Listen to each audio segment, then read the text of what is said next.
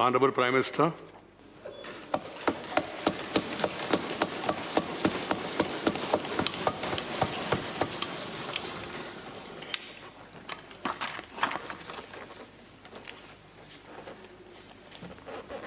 आदरणीय सभापति जी, पूरा विश्व अनेक चुनौतियों से जूझ रहा है। शायद ही किसी ने सोचा होगा कि मानव जात को ऐसे कठिन दौर से गुजरना पड़ेगा। ऐसी चुनौतियों के बीच इस दशक के प्रारंभ में ही हमारे आदरणीय राष्ट्रपति जी ने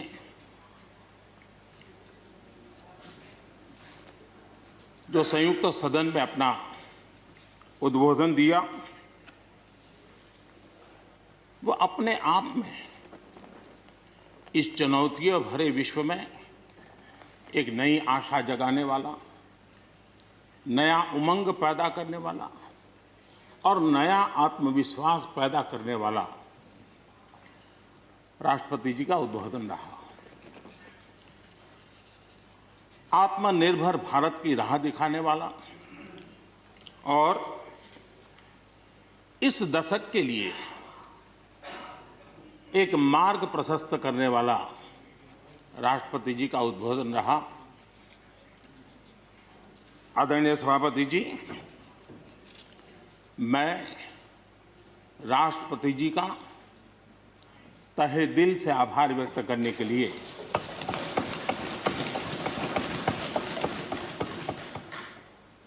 आज आप सबके बीच खड़ा हूं।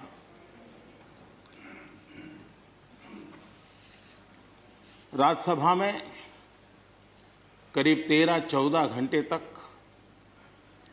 50 से अधिक मान्य सदस्यों ने अपने विचार रखे, बहुमूल्य विचार रखे, अनेक पहलुओं पर विचार रखे और इसलिए मैं सभी आदरणीय सदस्यों का हृदयपूर्वक आभार भी व्यक्त करता हूं इस चर्चा को समृद्ध बनाने के लिए।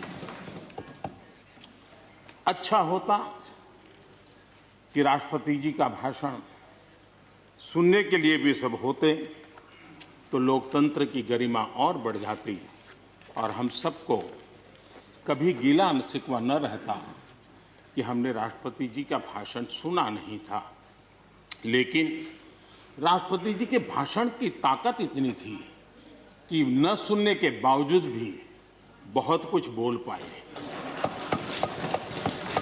ये अपने आप में उस भाषण की ताकत थी, उन विचारों की ताकत थी, उन आदर्शों की ताकत थी कि जिसके कारण न सुनने के बाद भी बात पहुंच गई।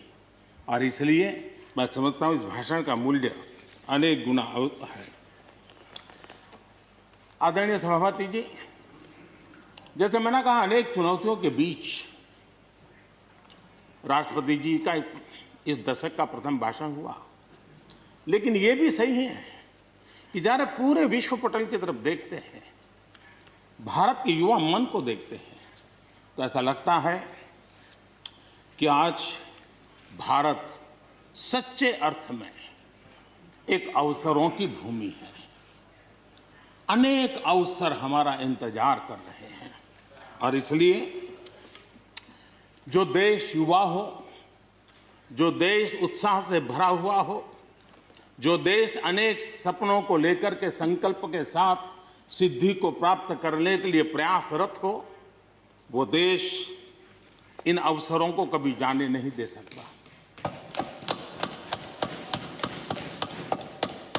हम सब के लिए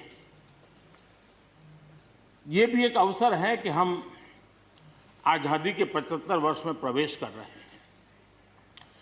ये अपने आप में एक प्रेरक अवसर है। हम जहां भी हो, जिस रूप में हो, मां भारती के संतान के रूप में इस आजादी के 75वें पर्व को हमने प्रेरणा का पर्व बनाना चाहिए।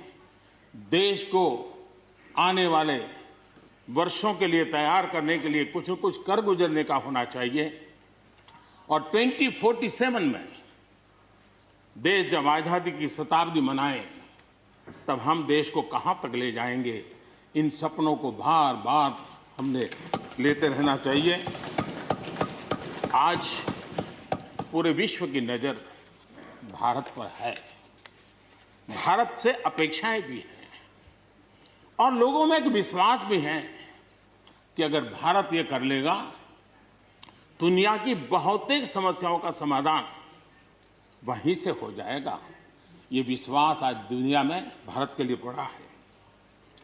आदरणीय सभापति जी, जब मैं अवसरों की चर्चा कर रहा हूं तब महाकवि मैथिली शरण गुप्त जी की कविता को मैं उद्घोषित करना चाहूंगा। गुप्त जी ने कहा था, अवसर तेरे लिए खड़ा है, अवसर तेरे लिए खड़ा है, फिर भी तू चुपचाप पड़ा है।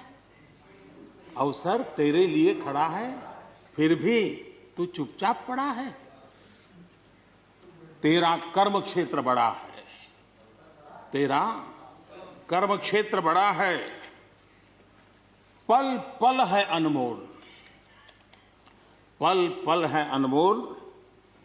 अरे भारत उठ, अरे भारत उठ, आंखें खोल। ये मैथिली शरण गुप्त जी ने कहा था। लेकिन मैं सोच रहा था, इस कालखंड में 21वीं सदी के आरंभ में अगर उनको लिखना होता तो क्या लिखते। मैं कल्पना करता था कि वो लिखते, अवसर तेरे लिए खड़ा है, अवसर तेरे लिए खड़ा है, तू आत्मविश्वास से भरा पड़ा है, तू आत्मविश्वास से भरा पड़ा है। हर बाधा, हर बाधा, हर बंदिश को तोड़, हर बाधा, हर बंदिश को तोड़। अरे भारत, अरे भारत, आत्मनिर्भरता के पथ पर दौड़, आत्मनिर्भरता के पथ पर दौड़।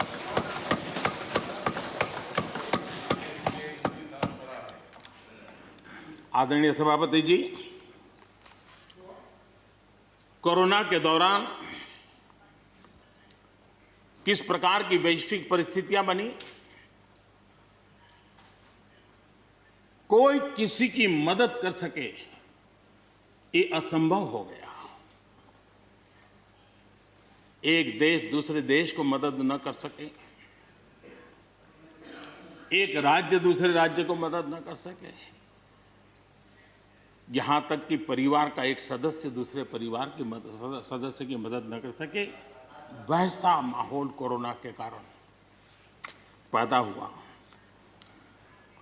भारत के लिए तो दुनिया ने बहुत आशंकाएं जताई थी, विश्व बहुत चिंतित था कि अगर कोरोना की इस महामारी में अगर भारत अपने आप को संभाल नहीं पाया तो न सिर्फ भारत लेकिन पूरी मानव जात के लिए कितना बड़ा संकट आ जाएगा, ये आशंकाएं सबने जताई। करोड़ों लोग फंस जाएंगे, लाखों लोग मर जाएंगे। हमारे यहां भी डराने के लिए भरपूर बातें भी हुई। अरे ये क्यों हुआ, ये मेरा सवाल नहीं है, क्योंकि एक अननोन एनिमी क्या कर सकता है किसी को अंदाज नहीं था। हर एक ने अपने अपने तरीके से आकलन किया था। लेकिन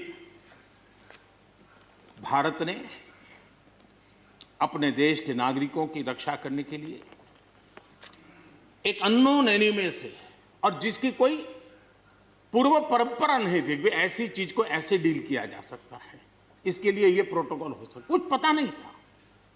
एक नए तरीके से, नए सोच के साथ हर किसी को चलना था। हो सकता है कुछ विद्वान सामर्थ्यवान लोगों उनको कुछ और विचार हो सकता है, लेकिन था ये कि एक अननोन एनिमी था और हमें रास्ते भी खोजने थे, रास्ते बनाने भी थे और लोगों को बचाना भी था। उस समय जो भी ईश्वर ने बुद्धि, शक्ति, सामर्थ्य दिया, इस देश ने उसको करते हुए देश को बचाने में भरसक काम किया है। और आज दुनिया इस बात का गर्व कर रही है कि इस वाकई भारत ने दुनिया के मानव जाति की रक्षा करने में बहुत बड़ी अहम भूमिका निभाई। ये लड़ाई जीतने का यश किसी सरकार को नहीं जाता है,